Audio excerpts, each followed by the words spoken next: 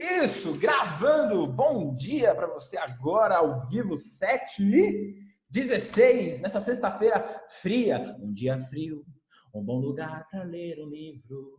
E o pensamento lá em você, música de velho, mas é bom, Djavan, assista não. Sem você não vivo. Isso! Um dia Mó triste, deprê essa música, toda a velho. fragilidade incide. E o Não, pensamento lá em você. esse Você é louco, o Djavan é top demais, mano. filho. Top demais. Você ali na tela do celular, com o crush, com a crush ali. Mas, professor, você é louco. Então, vamos lá. Seguinte, na aula de ontem, turma, a aula de ontem seria muito da hora ao vivo. Seria muito mais interessante, não sei. Como eu falei, né? Eu sinto falta de gente. Mas a gente trabalhou sobre essa idealização da ciência, da tecnologia, toda essa ideologia que estava por trás da segunda revolução industrial. E isso sustentou essa segunda revolução industrial. Só que a ideologia, toda ideologia, qualquer ideologia, ela esconde as contradições, ela esconde os problemas. Porque ela é um ideal. Lembra que eu falei para vocês ontem que quando você idealiza o crush ou a crush, você ignora o chulé dela, o chulé dele, o sexto dedo dela ou deles. Não, você fala, não, de boa, ela é maravilhosa, ele é maravilhoso, ele é perfeito. Então, toda idealização, toda ideologia, ela deixa de lado os problemas e as críticas, né? E às vezes não aceita a crítica. Ora, o que eu fiz? Eu peguei quase as mesmas imagens que eu estava falando as coisas positivas, e são positivas, mas dependendo da forma que eu uso, eu vou ter certos exageros que vai causar algo ruim. Só que na segunda revolução industrial, século XIX, você está no momento de tipo, cara, não, sem crítica. Se é ciência, tecnologia, é bom. Toca o barco. Beleza? Tá? Aí eu fiz as críticas aqui, né? Tarará, e aí vamos para a aula de hoje. Recapitulando então a aula passada, foi cientificismo e tecnicismo. Beleza? Fechou? Maravilha. O que acontece na segunda revolução industrial? É a segunda. Teve a primeira. Então você teve algumas mudanças entre a primeira e a segunda revolução industrial. Eu posso afirmar, a quem está chegando agora, acabei de começar a aula, relaxa, tá? Fiquei trocando uma ideia com o pessoal, a gente ficou trocando uma ideia. Então, sem ter aquela sensação, meu Deus, tô perdido, tô perdida. Relaxa, respira. O primeiro slide novo, ó. Até vou mostrar para você aqui, o pessoal que entrou, ó. Tá vendo? Começando a aula agora. Então, relaxa, respira, senta aí, fica confortável e bora para a aula. Então, você tem uma mudança entre a primeira e a segunda revolução industrial. E, com isso, uma mudança de estilo de capitalismo. Se na primeira revolução industrial eu tinha um capitalismo concorrencial, eu tinha concorrência, a busca pela essa concorrência, o capitalismo ele permitia isso. Na segunda revolução industrial, eu vou ter um perfil de capitalismo financeiro e monopolista.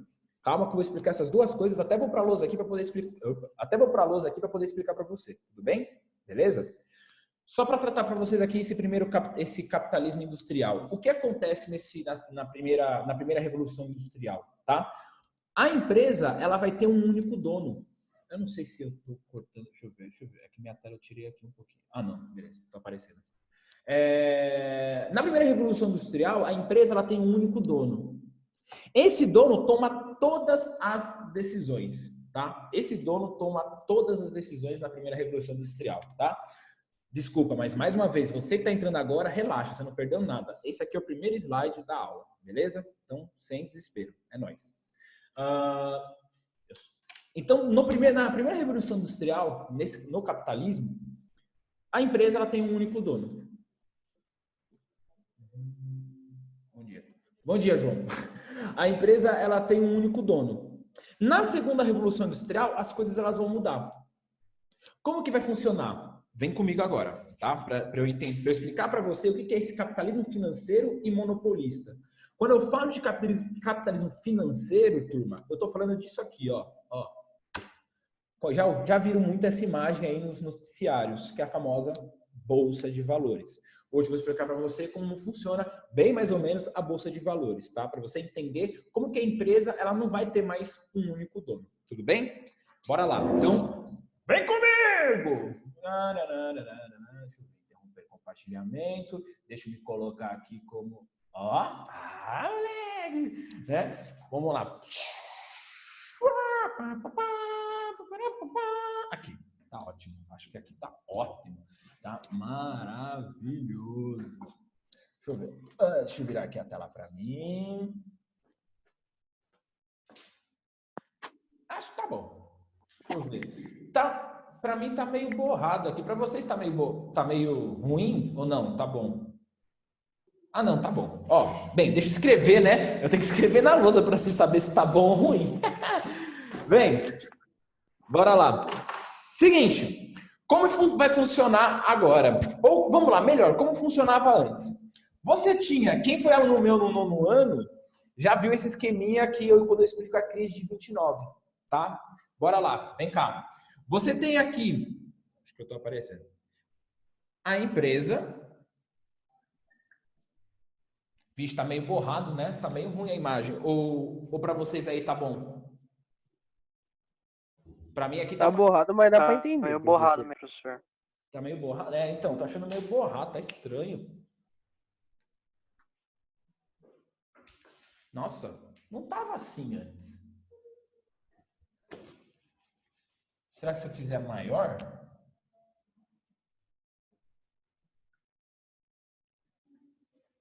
Não é. Bem, acho que dá para entender, relaxa, professor. tá, né? Beleza. Então eu vou diminuir um pouco, senão eu não vou ter lousa, mas bora lá. Você tem a empresa. E o que a empresa ela precisa para ela funcionar? Funcionários? Funcionários. Então, mas para eu sustentar funcionário, eu preciso do quê? Dinheiro. Verba. Isso.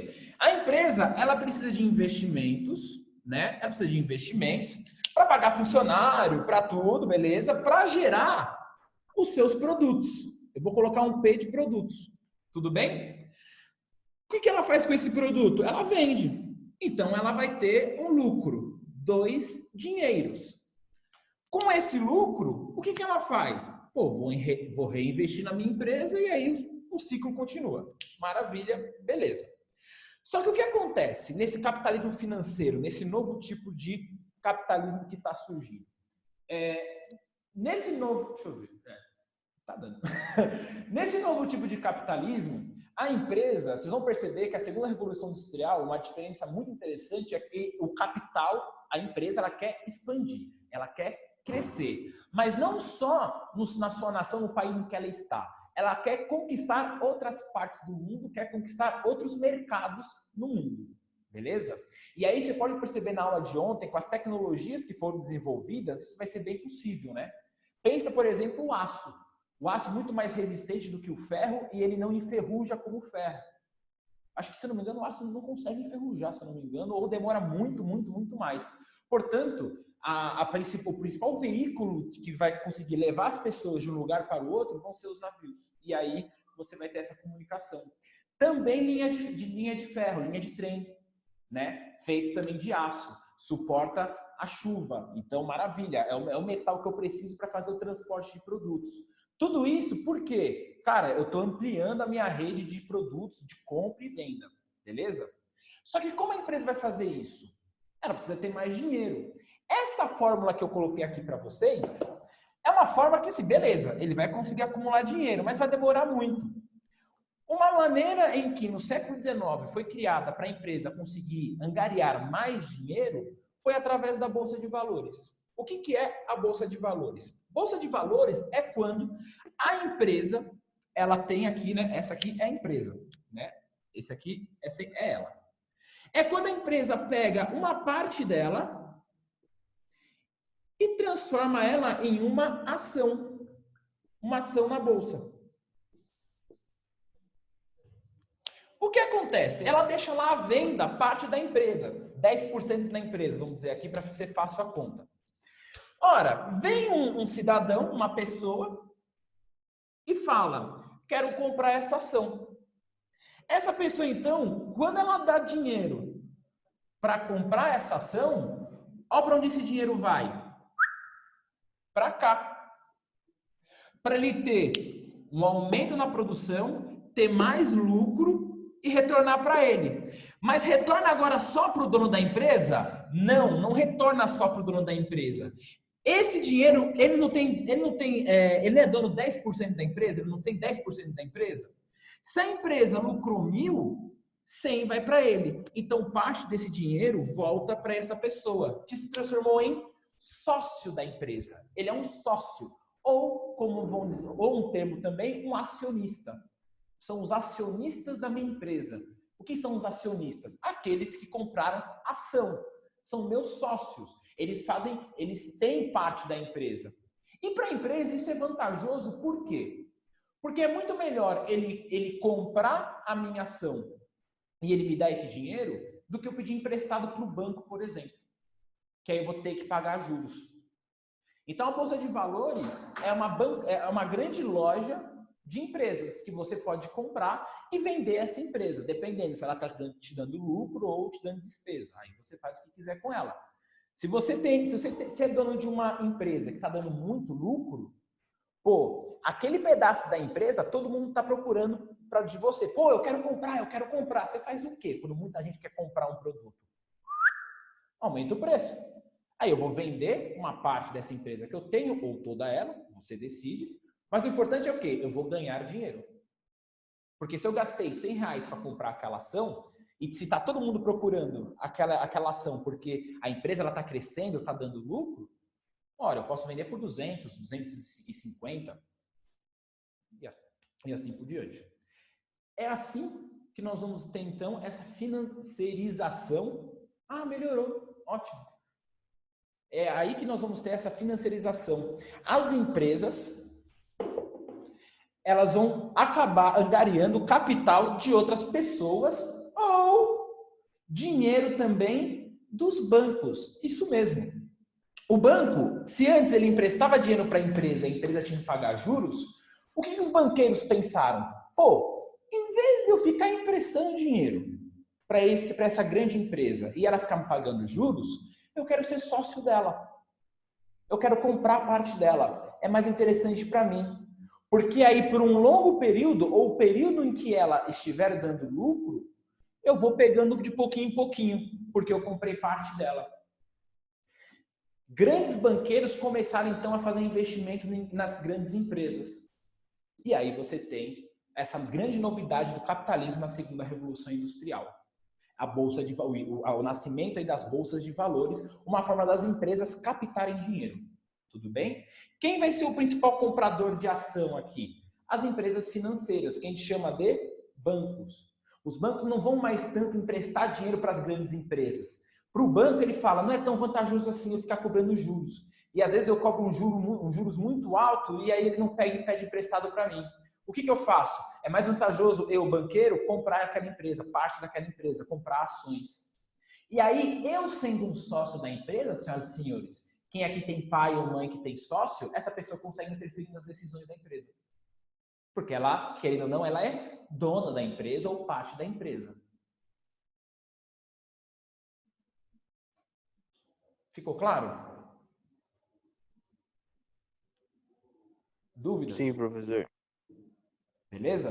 Maravilha. Ai, meu Deus. Então, deixa eu... Go back! Go back.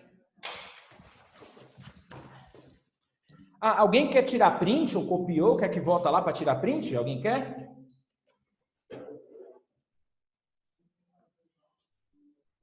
Tá de boa, professor. Tá de boa? Oi? Tá de boa. A aula tá gravada, não tá também? É verdade. Tá, beleza, verdade. Enfim, ok. Foi, tá? Então tá aí esse capitalismo financeiro, em que as grandes financeiras, e aí eu vou chamar em sua maioria, né, os bancos, vão ter essa maior participação das empresas, certo? E o que significa um capitalismo financeiro? Já expliquei, então, essa participação, esse protagonismo dos banqueiros nessa industrialização, nesse desenvolvimento tecnológico, científico, para as empresas produzirem mais, certo?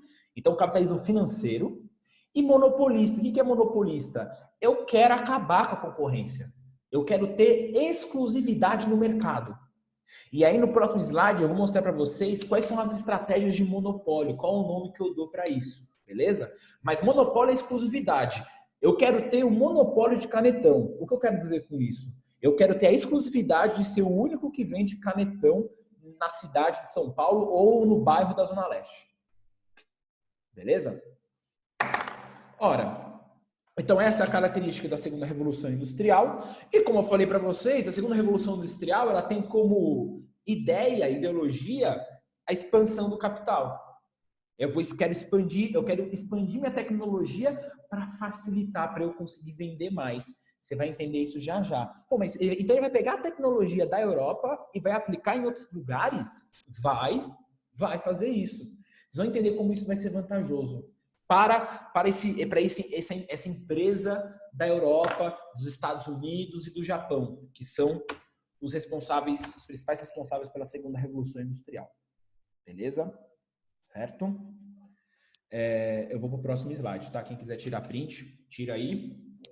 E aí eu vou agora aprofundar sobre o que é esse monopólio e depois explicar para você esse avanço dessa industrialização que não fica só mais na Inglaterra, ela vai se espalhar para outros países e eu vou mostrar como que aconteceu essa distribuição, esse aumento da industrialização em todo o mundo, que é outra característica da segunda revolução industrial. Na primeira revolução industrial só ficou localizada na Inglaterra. Beleza? Bem, aqui você tem aí os 3 tipos de monopólio. O primeiro deles é o holding. O holding são empresas financeiras, os bancos, que controlam complexos industriais a partir da posse de suas ações. Então, o que acontece? Você tem o banco A e ele compra ações da empresa B, C e D. Logo, esse banco A, ele consegue estar dentro das salas de reuniões estratégicas da empresa B, C e D. E às vezes, hoje não acontece muito isso, mas às vezes, o antigo dono da empresa, o proprietário único, vamos dizer que eu tenho 40% da empresa.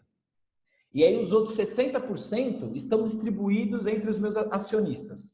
Mesmo eu com 40%, eu sou maioria.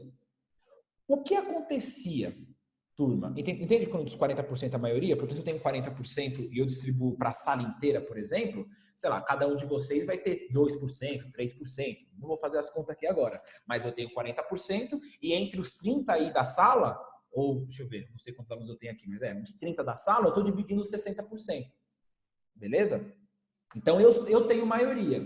Só que o que acontece? Se o banqueiro ele faz um acordo, uma união, ou um complô com os outros acionistas contra a minha pessoa. Aí é 60 contra 40. Percebam? Percebam que em algumas situações o banco tomou conta da empresa. Ele conseguiu influenciar os outros acionistas, os outros sócios da empresa. Beleza? E não só da empresa B, da empresa C, da empresa D e assim por diante. Beleza? Isso é um holding, tá bom? Trust é quando você tem uma empresa A que compra B, C e D, compra todos os seus concorrentes, tenta passar o rodo em toda a concorrência e ele ser exclusivo. E o cartel são empresas de um mesmo ramo, letra A, B, C e D, empresas do mesmo ramo, eles fazem um acordo para que eles possam ter exclusividade no mercado. Vamos dizer que tem empresas de canetão, vou pegar o canetão aqui de novo, tá? Na zona norte, sul, leste e oeste da cidade de São Paulo. Beleza? Tá? Tem 4 empresas. O que vai acontecer? Eu sou dono da empresa de canetão da zona leste. Eu vou me reunir com os outros 3 donos de empresa e nós vamos fazer um acordo. Como nós somos grandes empresas, eu posso colocar o meu canetão abaixo do valor que eu gasto para produzi-lo. Então, eu, por ser uma grande empresa e ter reservas de capital, eu consigo ter déficit por alguns meses. Por que eu faço isso? O nome disso, se não me engano, é dumping. O que eu estou fazendo aqui? Eu estou colocando o valor de um canetão em que está me dando prejuízo. Mas eu consigo suportar o prejuízo. Mas e a Juju aqui do lado? Será que ela consegue suportar esse prejuízo por alguns meses? Eu sou uma empresa muito maior do que a Juju ou a papelaria aí daí da sua esquina. todo mundo vai comprar de mim. Beleza? E não sou só eu que faço isso, são essas outras empresas. Para quê? Quando as pequenas empresas falirem, a gente tomar conta novamente, mas aí cada um da sua região. Tá claro, gente? Holding, trust de cartel? Eu acho que os esqueminhas aqui ajudam bastante. Eu achei na internet e achei excelente. Não precisou ficar fazendo esse mesmo esquema aí no PowerPoint. Tá claro? Você dormiu? Acorda! Tá suave. Sim, tá suave. De boa, professor. Beleza. Bora lá então, tá? Bem, como que esse capital, essa tecnologia, como você tem essa expansão do capital inglês? Ora, se a Inglaterra ela fez a primeira revolução industrial, ela que tem o maior acúmulo de capital. Ela está numa lógica industrial à frente do que os outros. Portanto, é ela que vai iniciar essa expansão do capital financeiro inglês e a sua tecnologia. Os bancos ingleses vão começar a investir em algumas indústrias fora da Inglaterra, através de empréstimo dos bancos ou compra de ações, em sua maioria bolsa de valores, tá? E por que vai ser vantajoso para a Inglaterra essa expansão da tecnologia? Senhoras e senhores, construção de linha de ferro, transporte. As linhas de trem, por exemplo, aqui do Brasil, lá no início do século XIX, foram empresas inglesas, bancos ingleses que financiaram. Se você for na Argentina, se você for no Uruguai, muitos bancos ingleses financiaram as linhas de trem. Se eu não me engano, o nome da a primeira linha de trem é São Paulo Railway, não sei o quê, enfim, já vem com o nome inglês já, porque é capital em inglês. E por que eles vão investir? Para quê? Para ter acesso à matéria-prima. Acesso à matéria-prima. O Brasil manda matéria-prima, a Inglaterra vende produto industrializado. E a Inglaterra ela faz esse investimento em São Paulo, o café com linhas de trem, para quê? Para ter essa comunicação mais rápida entre o centro produtor, que é a Inglaterra, e o centro... Vou mudar aqui. Ah, meu Deus. Isso. Entre o centro produtor, que é a Inglaterra, e o centro consumidor, que é o Brasil.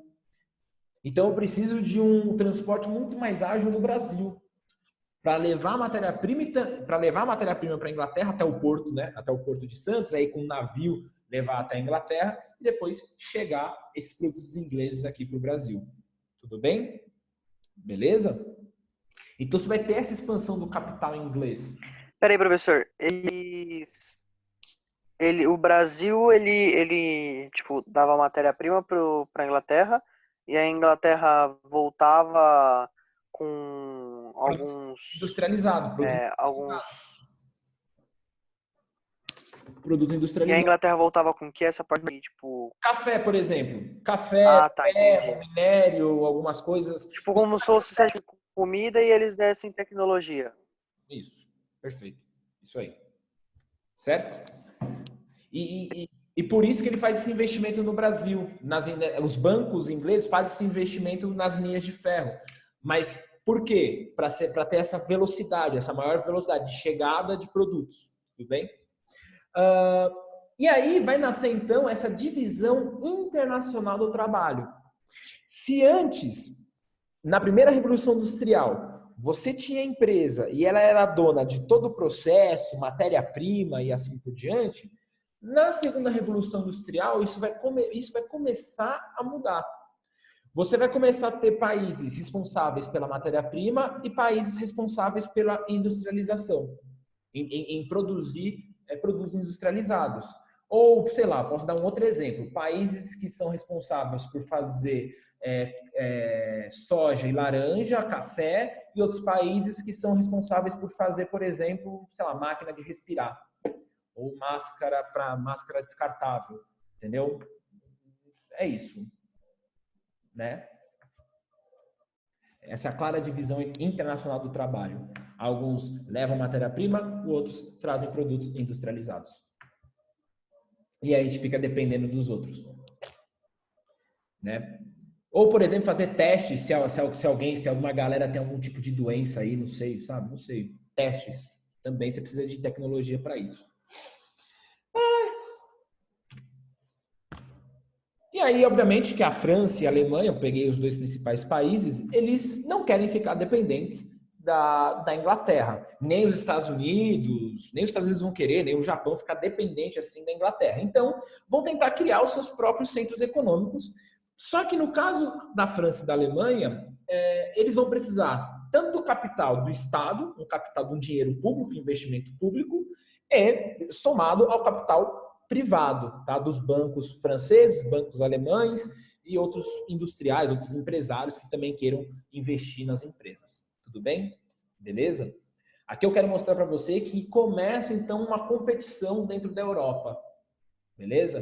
A França e a Alemanha não vai aceitar ser somente compradora de produtos ingleses. A França e a Alemanha então vão fazer investimentos também para ter a mesma tecnologia que a Inglaterra, para tentar ter, né? Você tem essa busca. E, obviamente, você tem essa troca de comunicação, né? Você sabe as novidades de um país no outro e você tenta fazer também. E aí você faz investimentos na ciência e na tecnologia. Porque com ciência e tecnologia teremos progresso, teremos avanço. Terminei esse slide. Tudo bem? Beleza? Indo para o último slide, na verdade, que o próximo outro é só mapa. O que acontece nas últimas décadas aí do século XIX, tá? Você tem uma grande depressão. Você tem a primeira grande crise do capitalismo, desse capitalismo do século XIX, desse capitalismo monopolista e financeiro. O que acontece? A gente tem, como eu falei para vocês, para quem que é todo esse avanço? Né? Todo mundo usufrui da mesma maneira esse desenvolvimento tecnológico, esse desenvolvimento científico? Não. Você tem um mercado interno muito empobrecido. Você tem os salários são muito baixos para a população mais pobre, para os trabalhadores, para os operários. Não à toa que você vai ter ali, aí voltando lá para a apostila 11, você não precisa lembrar de todos os detalhes, relaxa. Mas aí lembra do Marx, marxismo, socialismo, anarquismo, criticando esse capitalismo, certo? Beleza? Agora eu estou contando para você a parte do empresário, né? Desses avanços, desse crescimento do capital. Essa é a diferença. É o mesmo período. Então você vai ter um mercado interno empobrecido, você tem um aumento populacional, mais a tecnologia, você tem um desemprego. Então você tem muita gente precisando de emprego, muita gente, então você tem muitos desempregados para poucas vagas. Logo, o dono da empresa ele pode colocar um salário menor.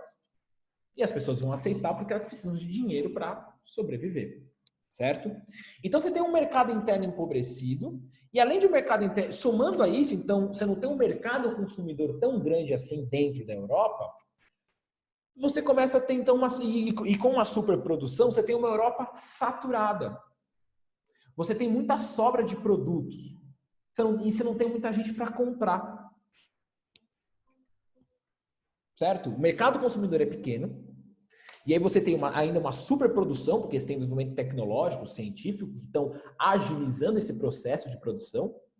Para piorar, você tem uma dificuldade entre o capital europeu expandir, porque quem era comprador passa a produzir os mesmos produtos. Então, assim, se a França e a Alemanha compravam da Inglaterra, agora os dois estão produzindo, viram concorrentes. Só que aí a Espanha também começa a produzir, a Suíça, a Itália, a Alemanha já falei, enfim, Bélgica, todo mundo começa a produzir. Então tá aí, olha essa Europa saturada, olha essa dificuldade para eu conseguir investir, para eu conseguir expandir dentro da Europa, tá? Aí você fala, pô professor, vai para a América, vai para o continente americano. Então, você tem lá uma potência chamada Estados Unidos que não deixa. Que faz uma propaganda ferrenha para evitar o europeu na América. Lembra da frase América para os americanos? Doutrina Monroe, tá? Quando eu falei sobre Estados Unidos. América para os americanos, os Estados Unidos vai fazer um bloqueio aos europeus aqui em relação ao continente americano. A América é nossa. Isso quem está falando é dos Estados Unidos.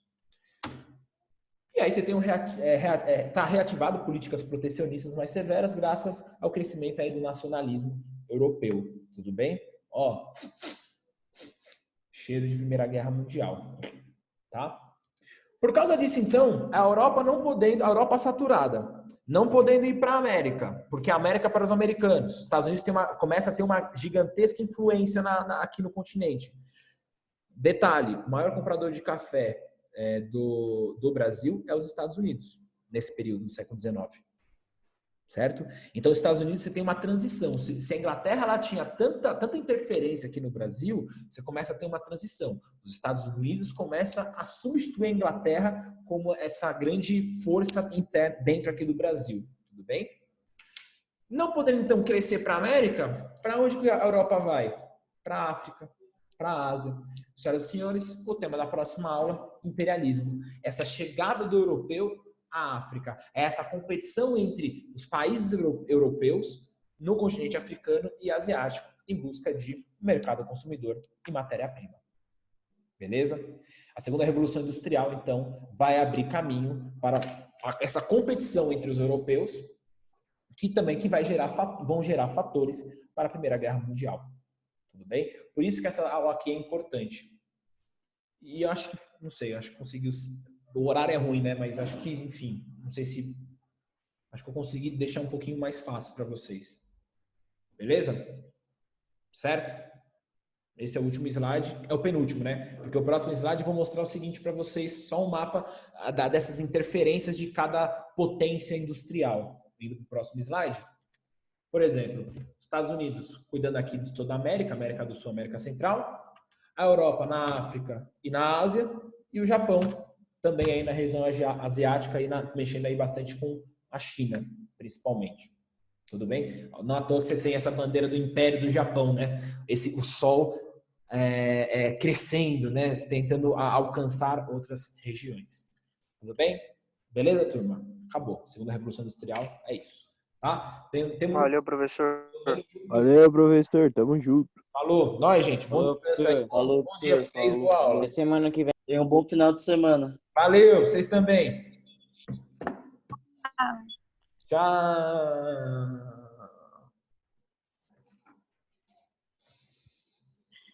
Ai.